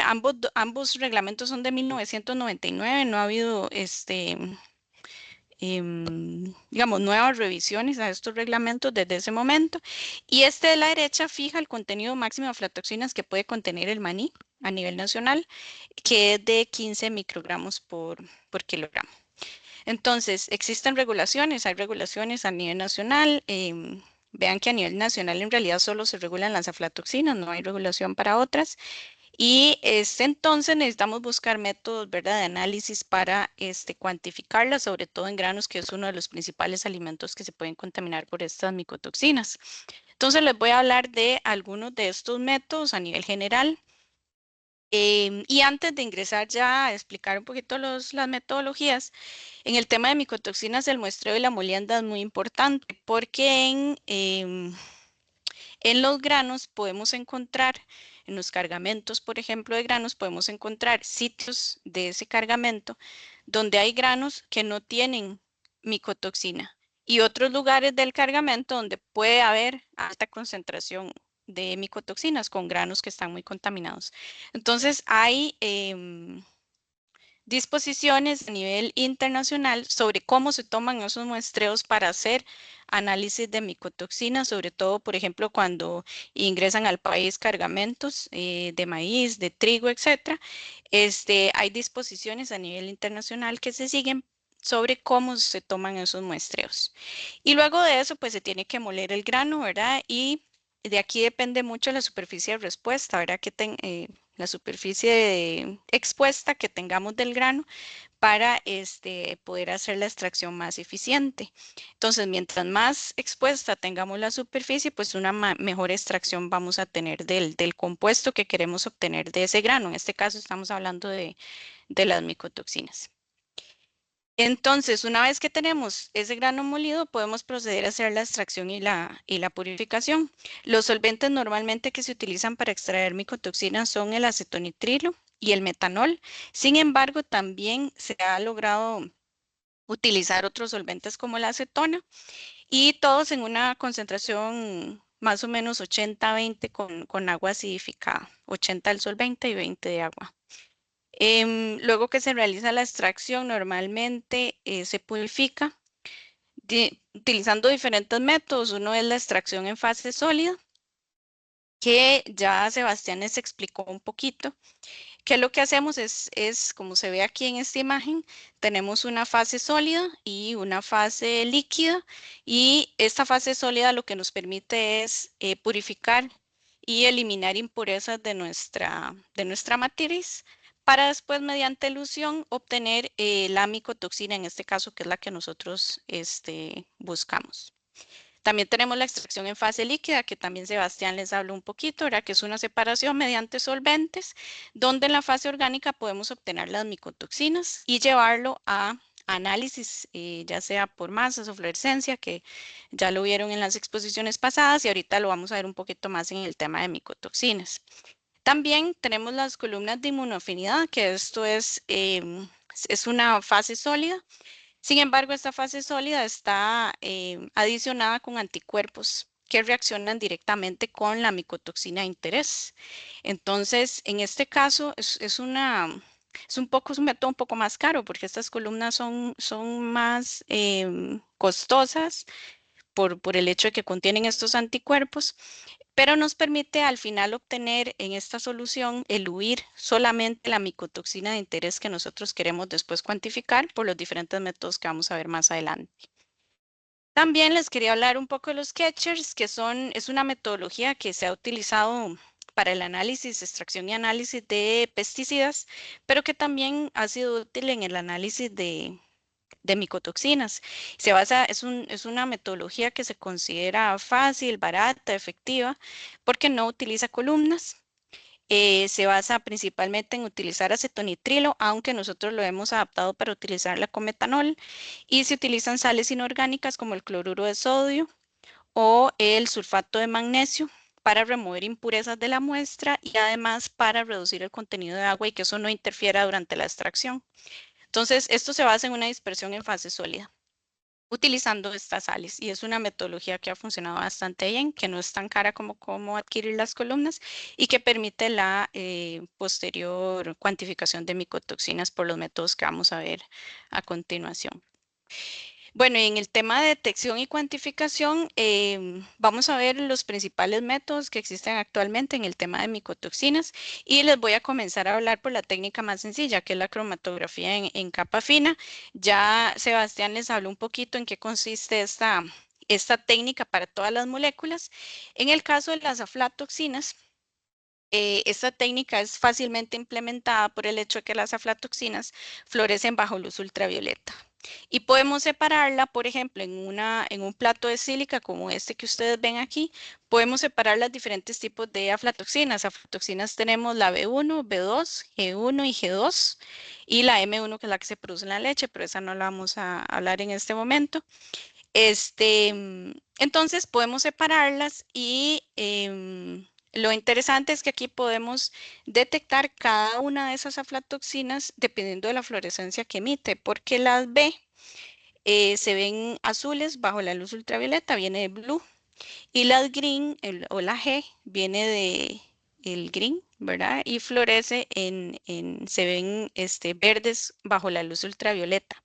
Entonces podemos detectarlas, ver si hay o no hay aflatoxinas con un solvente, por ejemplo, hacer una extracción básica con un solvente como acetonitrilo y metanol y correrlo en una fase estacionaria como de sílica, como esta que vemos aquí, y ver con luz ultravioleta si hay presencia o no de aflatoxinas. Aquí en esta imagen, por ejemplo, pueden ver bajo la luz ultravioleta cómo se ve un grano altamente contaminado con estas micotoxinas. Ahora, la cromatografía en capa fina, aunque permite cuantificar, no es muy sensible, es de muy baja precisión. Nosotros podemos tener estándares aquí a la par para cuantificar el tamaño, por ejemplo, de ese spot que están viendo ahí. Lo podemos relacionar con concentración. Sin embargo, la precisión no es alta, pero es un método barato que utiliza poca tecnología. Entonces, digamos, para aspectos en campo, cosas, ¿verdad? Que no haya muchos fondos, entonces se podría utilizar una técnica como esta. En el tema de detección y cuantificación, en realidad actualmente los más utilizados son la espectrometría de masas y la fluorescencia. Ya también Sebastián les habló un poquito. Entonces, partimos de la cromatografía. En este caso es una cromatografía de alta presión, en donde tenemos un solvente que es la fase móvil, puede ser metanol, acetonitrilo junto con agua. Tenemos una bomba que a alta presión impulsa nuestro extracto por una columna que es la fase sólida, y en esta columna, dependiendo de la interacción de la molécula con la matriz, podemos separar nuestras moléculas, en este caso las micotoxinas. Y luego esto llega a un detector, que puede ser un detector de masas o un detector de fluorescencia, donde podemos cuantificarlas. Ya Sebastián les explicó más en detenimiento cómo funcionan estos dos métodos de detección y cuantificación. En el tema de masas para micotoxinas tiene la ventaja de que la podemos aplicar para todas las micotoxinas, ¿verdad? Porque se basa en el peso molecular de la molécula. En el caso de la fluorescencia, solamente la podemos aplicar para micotoxinas que emitan fluorescencia. Entonces, aquí tenemos las aflatoxinas, la ocratoxina y la cearalenona. Sin embargo, si lo que tenemos es fluorescencia porque es más barato y no tenemos masas, igual podemos derivatizar la molécula, por ejemplo, una fumonicina, para poderla detectar por fluorescencia. Entonces, no es imposible, pero sí es factible hacerlo con la derivatización de la molécula. El tema con los detectores de masas es que son más costosos, ¿verdad? Que los detectores de fluorescencia. Otra ventaja que tiene el masas es que podemos detectar simultáneamente varias micotoxinas y cuantificarlas. Entonces, por ejemplo, hay protocolos en los que uno puede, con un mismo extracto, podemos cuantificar hasta 20 micotoxinas con una misma inyección. Nosotros cuantificamos 9, pero conozco de métodos que permiten hasta unas 20 o más, podría ser. Y tiene precisión alta, sensibilidad alta, además son métodos bastante rápidos. Una corrida de estas puede durar 20 minutos y con los de ultra alta precisión se puede durar unos 10, 5 minutos, incluso una corrida, entonces por muestra. Entonces son métodos bastante rápidos. Luego también para cuantificar y detectar micotoxinas tenemos los ensayos basados en enzimas y anticuerpos, el ELISA, que es muy conocido porque esto se utiliza en muchos otros ensayos, ¿verdad? Para cuantificar otras moléculas. En el tema de micotoxinas también se usa ampliamente, sobre todo en empresas, ¿verdad? Que requieren saber cómo está la concentración de la concentración de micotoxinas en los granos. Entonces, esto se basa se parece a las columnas de inmunoafinidad, solo que normalmente es un plato donde se tiene el anticuerpo en la base y después se aplica la muestra, que la muestra normalmente previo a eso se le pasó por un proceso de extracción muy sencillo, que ya esto lo venden en un kit, entonces ya el kit trae los solventes, etcétera, para hacer la extracción. Luego, en este caso, el triangulito es una micotoxina, por ejemplo, y esa micotoxina va a interactuar directamente con el anticuerpo. También en esta mezcla de extracción vamos a tener un sustrato que es el que al final va a fluorecer o va a emitir algún color que después vamos a poder cuantificar. Entonces es un método, es bastante sensible, la sensibilidad es media alta, no tanto como un detector de masas. La precisión sí es bastante alta, siempre hay que correr curvas de calibración, ¿verdad? Para comparar contra concentraciones conocidas. Es un procedimiento bastante rápido Sin embargo, sí es caro, es bastante caro, aunque no tanto como un detector de masas o de fluorescencia. Una desventaja que tiene es que no se puede aplicar a varias micotoxinas al mismo tiempo. Normalmente esos anticuerpos son específicos para una micotoxina específica. Entonces, si queremos cuantificar aflatoxina B1, por ejemplo, entonces tenemos que comprar kits específicos para aflatoxina B1. Yo sé que en el mercado actualmente existen algunos kits que permiten detectar hasta unas 4, por ejemplo, clatoxina, fumonicina, algunas de las más importantes, pero son kits bastante caros. Entonces, bueno, pero sí es posible encontrarlos en el mercado. También, pero no a nivel comercial, actualmente se está investigando en métodos no destructivos, que lo que permitirían es, sin hacer todo este proceso de molienda y extracción, permitirían determinar la concentración de micotoxinas que hay en un grano. Entonces, por ejemplo, está el NIRS, que ya Sebastián también les habló un poquito, la espectroscopía del rojo lejano, y esto es un trabajo de una compañera de nosotros que está investigando sobre la cuantificación de fumonicinas en frijol por medio del NIRS. Esto es una validación, entonces aquí lo que podemos ver es que podemos ver cómo se agrupa la concentración. Este es miligramos por kilogramo de fumonicina B1. Cómo se agrupa en el PSA la concentración de las fumonicinas. Em, Ella lo está probando tanto en grano entero como en grano molido, que es este que vemos aquí. Esto no lleva ningún proceso de extracción, esto es una ventaja de este método. Siempre con grano molido funciona un poco mejor por el hecho de que las ondas de luz que ingresan aquí no penetran hasta dentro del grano, está muy adentro del grano, entonces siempre la cuantificación va a ser un poquito más certera cuando se tiene el grano molido, pero para efectos de cuantificar y de saber más o menos cuánto se tiene en una muestra, pues el grano entero funcionaría, aunque al parecer en este caso lo mejor es utilizar el grano molido. También existen pruebas rápidas que se pueden comprar, que bueno, el funcionamiento de estas pruebas rápidas es casi imposible de saber porque pues estos son marcas registradas, ¿verdad? Muchas tal vez se basan también en anticuerpos, ¿verdad? Específicos para una micotoxina. Y son pruebas como estas que ustedes ven aquí. Esto es como un papelito de pH, ¿verdad? Para medir el pH. Y aquí lo que podemos ver es si se pone en rojo o no. em, si está contaminado, por ejemplo, en este caso el verde es para deoxinivalenol, el amarillo es para zearalenona y el rojo es para ocratoxina.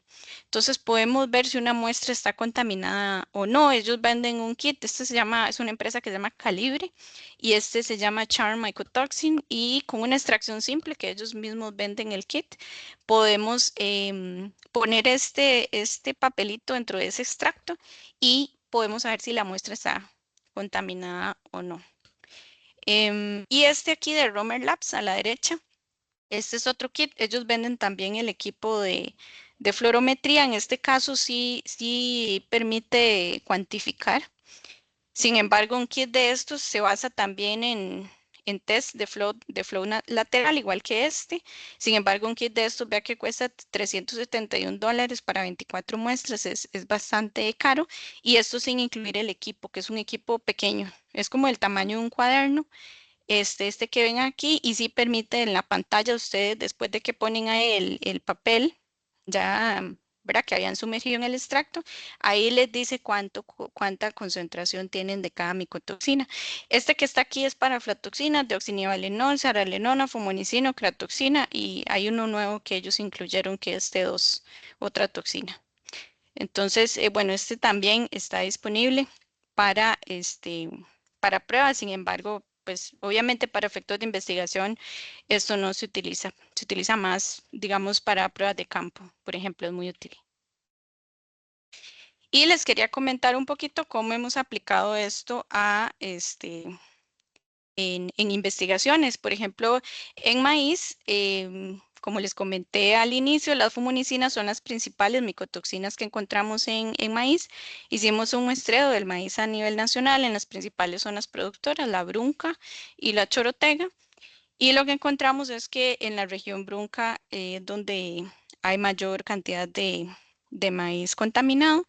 Y también a partir de ese estudio encontramos que todo el maíz en realidad que se está cosechando en Costa Rica tiene contaminación por fumonicinas. El máximo permitido de fumonicinas es esto está en miligramos por kilogramo. Entonces, cuando les enseñé lo de las regulaciones, por ejemplo, en Estados Unidos, el máximo permitido es de 2. Les dije 2000, pero es porque estaba en microgramos por kilogramo, pero sería de 2. Entonces, aquí ustedes pueden ver que la media de estas muestras supera el límite permitido en Estados Unidos, por ejemplo, en la región blanca.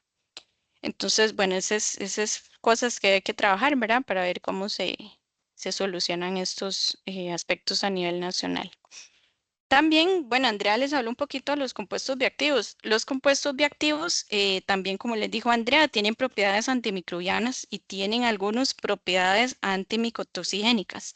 Entonces, nosotros estamos buscando, entendiendo el proceso, cómo es que estos compuestos generan ese efecto contra micotoxinas y además aplicándolo en granos para evitar que se contaminen, para reducir la contaminación de granos por micotoxinas.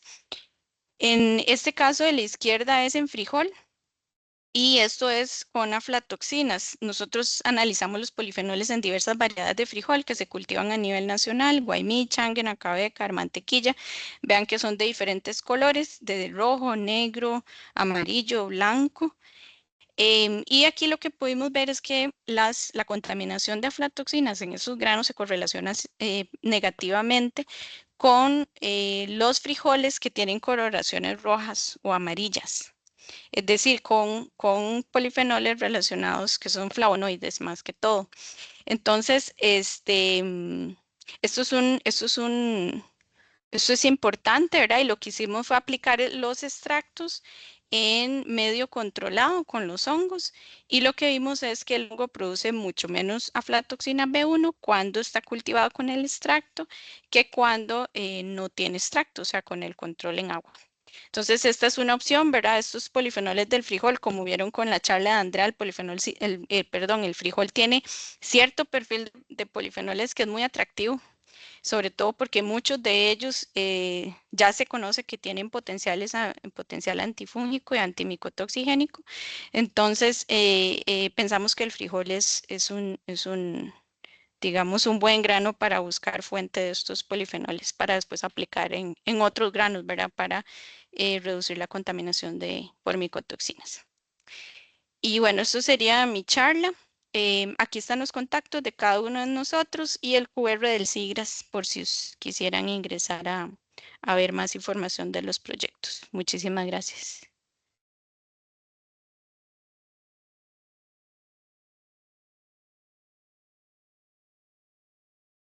Muchísimas gracias, María. Muy interesante la presentación. Quería recordarle a los participantes que tenemos un espacio de lo que son preguntas y respuestas. Lo pueden encontrar en la partecita de arriba del Teams.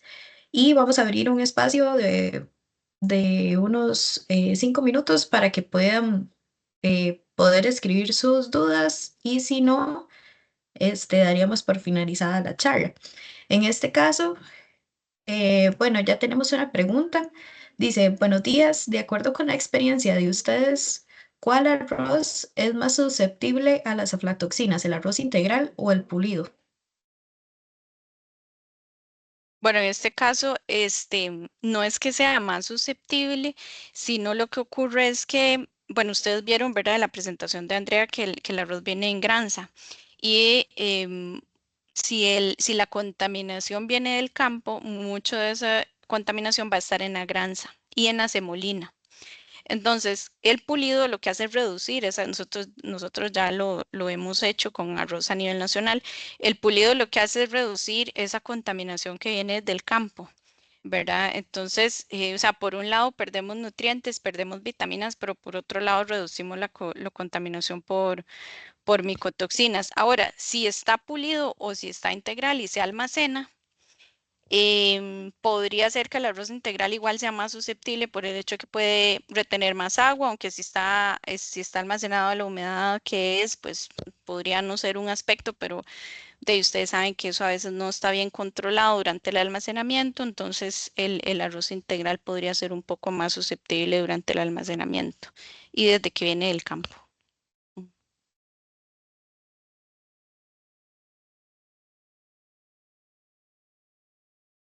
Y ahora está silenciado. Perdón, muchísimas gracias. No, quisiera saber si alguien más tiene alguna otra pregunta. Es el momento de aprovechar a los presentadores del día de hoy. Igual quería recordarles que esta presentación está siendo grabada y al finalizar esperaremos unos instantes, pero la idea es poder subirla al YouTube del SIGRAS posteriormente.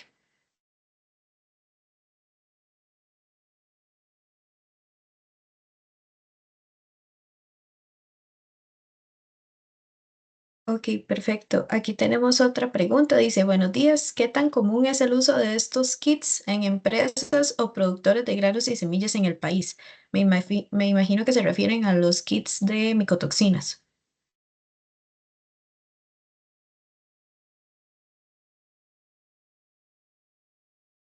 Bueno, que yo conozca en realidad los productores, no, ¿verdad? La información sobre micotoxinas a nivel nacional en realidad muy poca, no hay mucha información. Los productores, muchos no conocen del tema. Entonces, que se use, no conozco sobre todo granos para consumo humano, ¿verdad? Para consumo animal no estoy tan enterada, pero no creo que sea de mucho uso por el hecho que no hay mucha reglamentación a nivel nacional en el tema. Em, sí conozco empresas grandes que procesan granos y que los almacenan, que ellos tienen sus propios kits para de vez en cuando eh, calcular o ver cómo está el producto que están almacenando. Entonces, en el tema de empresas grandes que procesan granos, sí, sí es posible que ellos tengan los kits. Normalmente, como hay reglamentación en el tema de aflatoxinas a nivel nacional, los productores, si tienen dudas o las empresas envían sus productos, ya sea al INCIENSA con el Ministerio de Salud o al SIGRAS, ¿verdad? En el caso de granos para consumo humano, para analizar el contenido de aflatoxinas. Perfecto, muchísimas gracias. Ahora tenemos otra pregunta. Esta me parece que va más para la doctora Andrea y dice, generalmente para el consumidor es más caro el arroz integral que el arroz pulido. ¿A qué se debe o justifica esto? Bueno, muchas gracias por la consulta. A lo que yo tengo entendido, básicamente la diferencia es un poco con lo que María ya les explicó antes, ¿verdad? El mantenimiento que hay que darle al grano integral en almacenamiento es un poco más complicado que al grano pulido por el tema por ejemplo, de que es más susceptible a la formación de micotoxinas o cualquier otro tipo de problemática, porque el arroz integral posee más grasa también, ¿verdad? Entonces, entiendo que va un poquito más como por eso, y no tanto porque el procesamiento como tal sea menor, ¿verdad? Entonces va un poco más asociado a esta parte del almacenamiento que del procesamiento como tal. Listo, muchísimas gracias. No sé si alguien más tiene alguna otra pregunta.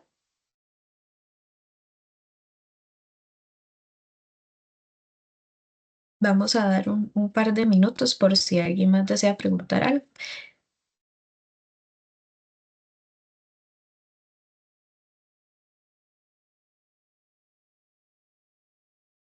Nuevamente me gustaría reiterar el agradecimiento tanto a los participantes que se unieron el día de hoy como a los presentadores. En realidad siento que fue una charla muy productiva y vuelvo a recordarles que esta charla fue grabada y posteriormente vamos a estar indicando por medio de redes sociales, incluso tal vez les llegará un correo cuando ya esté lista la grabación en el YouTube del SIGRAS. Creo que por el momento ya no hay más preguntas, entonces daríamos por finalizado el día de hoy este webinar. Muchísimas gracias a todos y espero que estén muy bien. Ah, bueno, tenemos una más. Dice, a nivel de campo, ¿qué recomendaciones se le puede dar a los productores para prevenir o minimizar la presencia de aflatoxinas?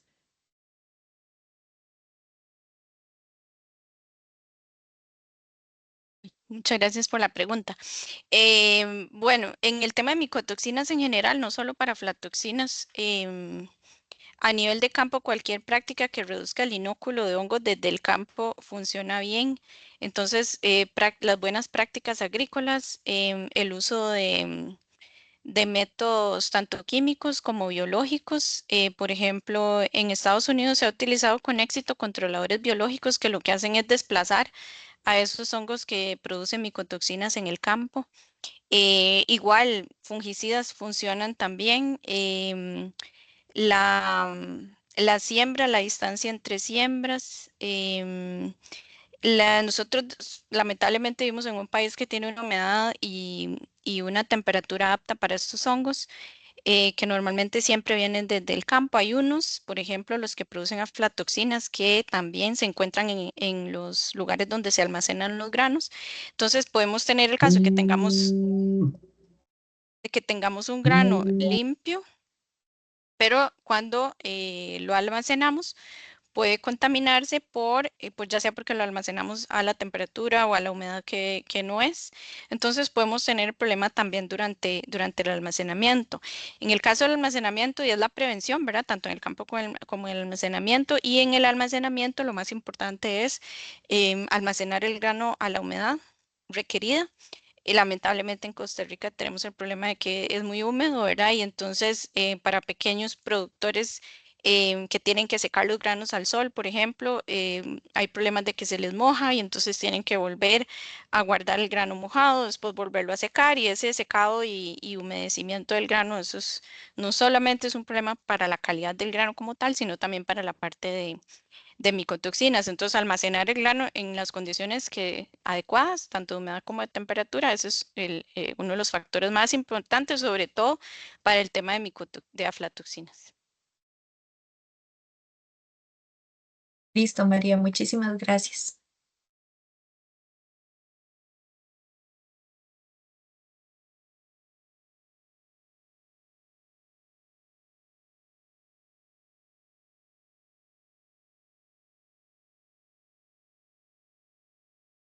Por el momento creo que no hay ninguna otra pregunta. Igual, les recuerdo que en las distintas presentaciones y en los correos que les mencionamos anteriormente, eh, bueno, en el correo que le enviamos anteriormente están los correos de los presentadores por si tuvieran más charlas, perdón, más preguntas. Ahora, de hecho, tenemos una nueva. Dice, ¿cuándo se cultiva el arroz anegado? ¿Hay algún aumento de posibilidad de presencia de micotoxinas? Gracias, Laura, por la pregunta. Vieras que no he visto información al respecto sobre eso. Em, pues sí, la humedad va a ser más alta desde el campo. Puede que si ese arroz se maneja mal, puede que sí haya mayor posibilidad de contaminación posterior. Sin embargo, como le digo, no hay información al respecto. Yo nunca he visto información. Al mismo tiempo, anegar el arroz pues puede reducir el inóculo en el suelo porque un hongo no puede vivir en esas condiciones.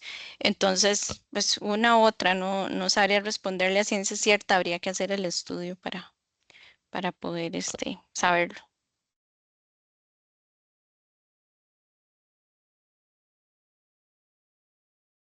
Listo, muchísimas gracias. Vamos a dar igual un par de minutitos porque hay algún retraso entre lo que llegan las preguntas.